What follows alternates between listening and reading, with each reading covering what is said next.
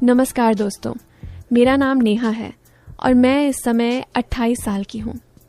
हमारी शादी को 4 साल हो चुके हैं, लेकिन अभी तक हमारी कोई संतान नहीं है। मेरा पति अमित एक प्राइवेट कंपनी में नौकरी करता है और शहर में रहता है। वो बहुत मेहनती हैं, लेकिन उनके पास मेरे लिए बिल्कुल भी समय नहीं होता। हमारी शादीशुदा जिंदगी बस एक औपचारिकता बनकर रह गई है। मैं चाहकर भी उनसे अपनी तकलीफ नहीं कह पाती। हमारा घर गांव में है, जहां मेरे सास ससुर और जेठ जी रहते हैं। मेरे जेठ जी राहुल की उम्र 30 साल है। वे गांव में ही रहते हैं और पूरी तरह से खेती बाड़ी का काम संभालते हैं। उनका शरीर हट्टा कट्टा और मजबूत है, क्योंकि दिन रात खेतों में मेहनत करते हैं। गांव में उनकी बहुत इज्जत है, क्योंकि वे जिम्मेदार और समझदार इंसान हैं। राहुल जी की शादी पूनम भाभी से हुई है और उनके 2 बेटे हैं। वह अपनी पत्नी को बहुत प्यार करते हैं और हमेशा उन्हें खुश रखने की कोशिश करते हैं। उनकी जिंदगी पूरी तरह से उनके परिवार के इर्द गिर्द घूमती है। जब भी मैं उन्हें देखती हूँ तो सोचती हूँ कि काश मेरा भी वैसा ही जीवन होता, लेकिन मेरी तकदीर कुछ और ही थी। शादी को 4 साल हो चुके थे, लेकिन इन 4 सालों में मैंने वैवाहिक जीवन का वो सुख कभी महसूस नहीं किया जिसकी हर लड़की उम्मीद करती है। मेरा पति अमित अपने काम में इतना व्यस्त रहता कि उसे मेरे लिए वक्त ही नहीं मिलता। कभी उसे दूसरे शहर जाना पड़ता, तो कभी कभी तो वह पूरे महीने भर के लिए बाहर ही रहता।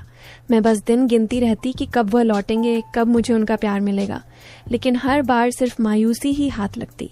शादी से पहले मैंने हमेशा सोचा था कि मेरा पति मुझे दुनिया की सारी खुशियां देगा, मुझे बाहों में भरकर प्यार करेगा, मेरे साथ बैठेगा, बातें करेगा।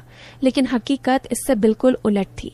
रातों को जब मैं बिस्तर पर अकेली होती तो तन्हाई मुझे काटने को दौड़ती। दिल करता कि कोई हो जो मेरे सिर पर प्यार भरा हाथ रखे, जो मेरी आंखों में झांककर मेरी तकलीफ को समझे, लेकिन ऐसा कोई नहीं था। दूसरी तरफ जब मैं जेठ जी को देखती तो मन में अजीब सी भावनाएं जन्म लेने लगती। वो एक आदर्श पति थे, अपनी पत्नी का हर तरह से ध्यान रखते, भाभी की हर छोटी बड़ी जरूरत का ख्याल रखते, खेतों के काम से जितना भी समय मिलता उसे परिवार के साथ बिताते।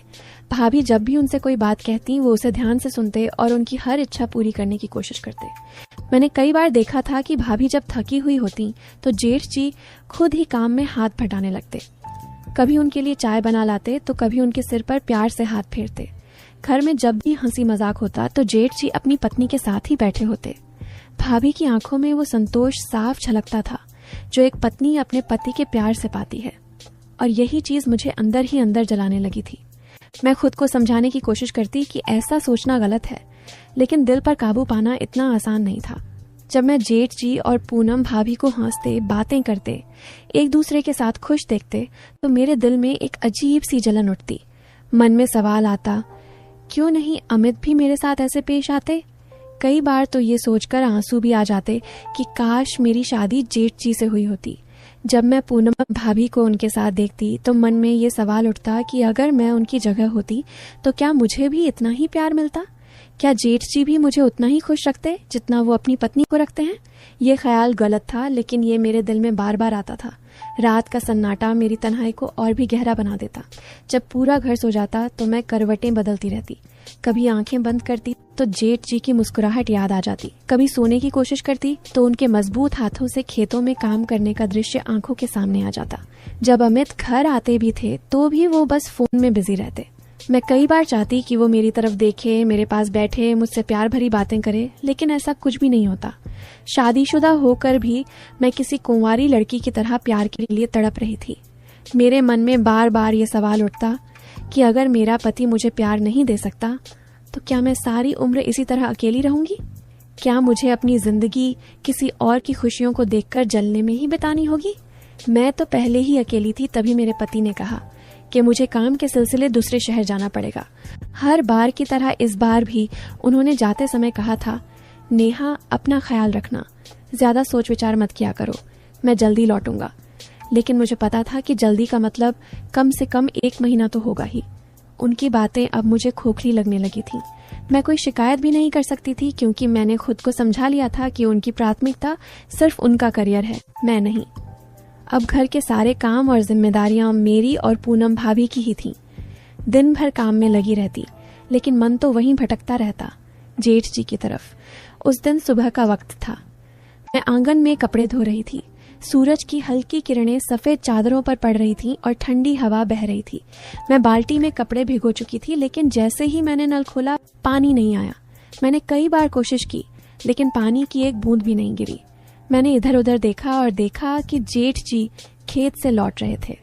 माथे पर पसीने की बूंदें चमक रही थीं और उनका मजबूत शरीर, जो मेहनत से तराशा हुआ था, सूरज की रोशनी में दमक रहा था।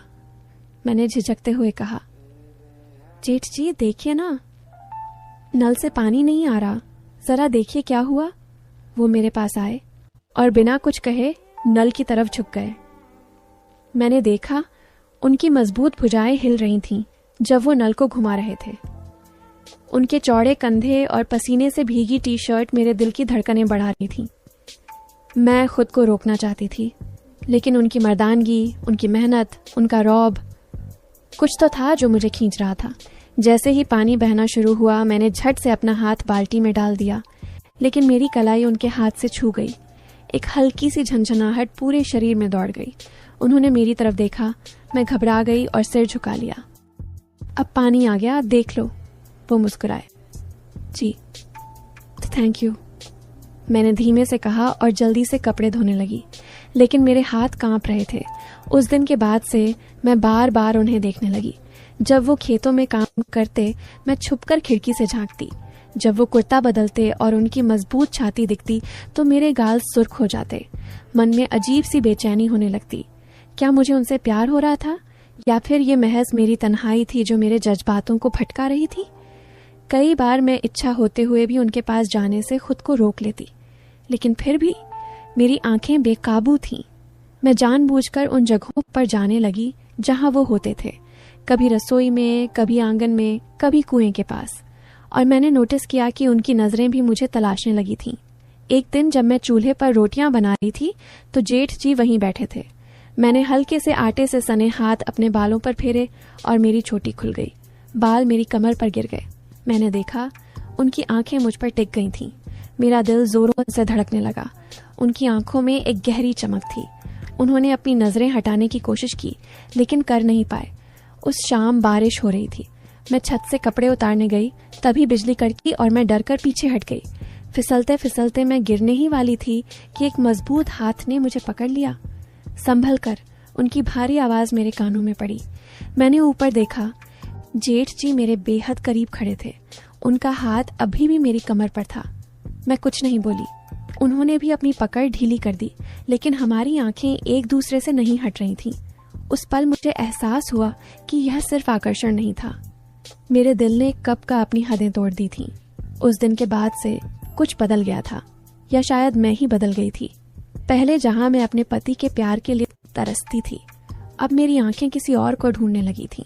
मैं चाहकर भी उन्हें नजरअंदाज नहीं कर पा रही थी। उनकी मजबूत कदकाठी, उनकी गहरी आंखें, उनका अपनापन, सब कुछ मुझे अपनी ओर खींच रहा था। वो पहले भी वैसे ही थे, लेकिन मैं पहली बार उन्हें इस नजर से देख रही थी। मन में सवाल उठ रहे थे, क्या यह सिर्फ मेरी तन्हाई का असर था, या फिर सच में मेरे दिल में उनके लिए कोई खास जगह बन गई थी? मैं इन सवालों से जूझती रहती, लेकिन जवाब कभी साफ नहीं मिलता। जब भी मैं खुद को समझाने की कोशिश करती, कोई ना कोई घटना मुझे फिर से उसी मोड़ पर ले आती जहां मेरे दिल की धड़कनें तेज हो जाती थीं। अब मैं चाहती थी कि जेठ जी मुझसे बातें करें। मैं चाहती थी कि वो मेरी तरफ देखें, मेरी परवाह करें, जैसे वो भाभी की करते थे। पर वो तो मुझसे वैसे ही पेश आते थे जैसे पहले आते थे, सम्मान और मर्यादा के साथ। यही बात मुझे और बेचैन कर रही थी। मैं उनके लिए सिर्फ उनकी छोटी भाभी थी, इससे ज्यादा कुछ नहीं। लेकिन मैं अब सिर्फ उनकी छोटी भाभी बनकर नहीं रहना चाहती थी। कई बार मैंने चाहा कि उनसे कुछ कहूं, पर कहती क्या?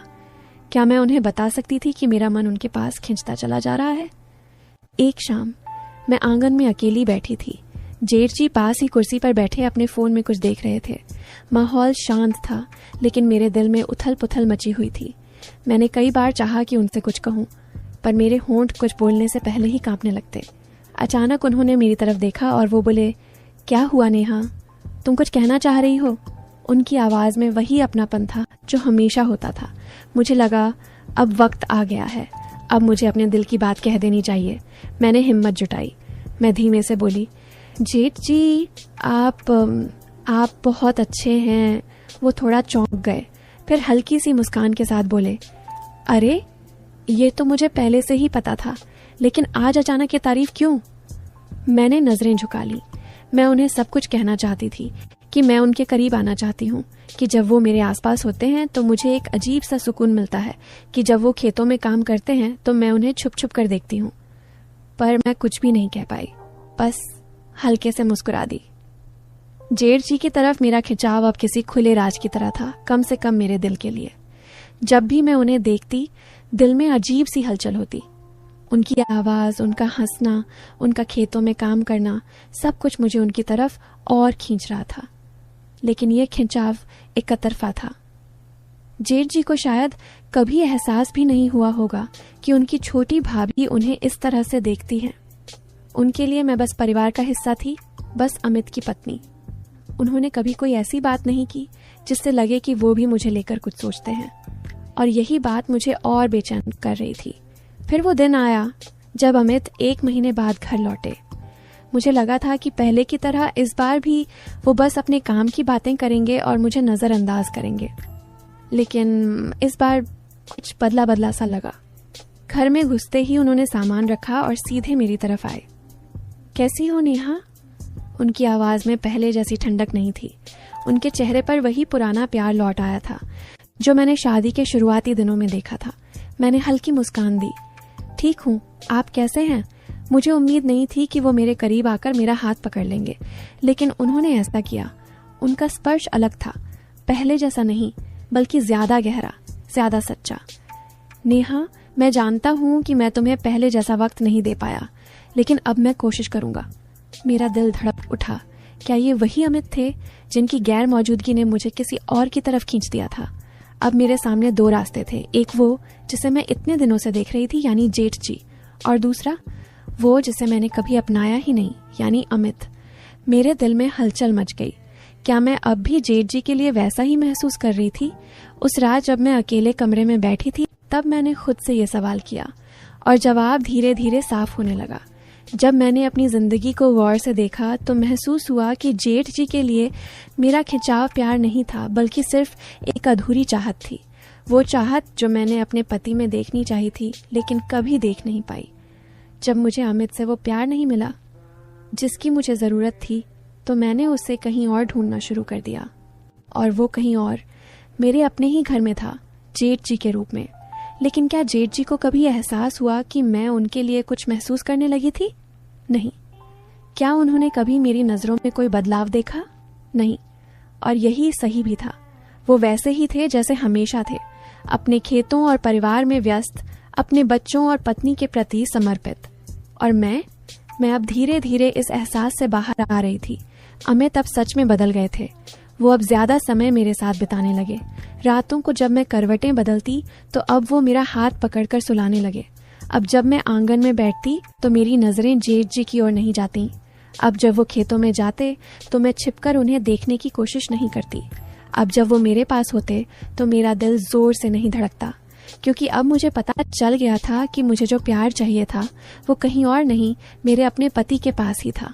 सब कुछ बदल गया था, लेकिन एक चीज जो कभी नहीं बदली वो यह थी कि जेठ जी को कभी भी ये एहसास नहीं हुआ कि मैं उन्हें पसंद करती थी। और शायद ये अच्छा ही था। मैंने अपने दिल में जो एहसास रखे थे वो अब कहीं खो चुके थे। जेठ जी अब भी वैसे ही थे, हंसमुख, अपने काम में लगे हुए, अपनी पत्नी और बच्चों के साथ खुश। मैं अब भी उसी घर में थी, लेकिन अब मेरा ध्यान सिर्फ अपने पति और अपनी शादी पर था। कभी कभी कुछ प्यार सिर्फ एहसास बनकर रह जाते हैं, बिना किसी को पता चले। तो दोस्तों, एक औरत के लिए प्यार सिर्फ एक एहसास नहीं, बल्कि उसकी पूरी दुनिया होता है। जब उसे अपने पति से वो प्यार नहीं मिलता जिसकी उसे जरूरत होती है, तो उसका दिल भटकने लगता है। नेहा के साथ भी यही हुआ। अगर अमित वक्त रहते नहीं बदलते तो शायद उसकी तन्हाई उसे ऐसी राह पर ले जाती जिससे 2 घर बर्बाद हो सकते थे, उसका अपना और जेठ जी का। इसलिए हर पति को यह समझना चाहिए कि उसकी पत्नी सिर्फ रोटी बनाने और घर संभालने के लिए नहीं बनी। उसे प्यार, उसे वो केयर और रिस्पेक्ट चाहिए। तो दोस्तों ये कहानी आपको कैसी लगी बताएगा ज़रूर।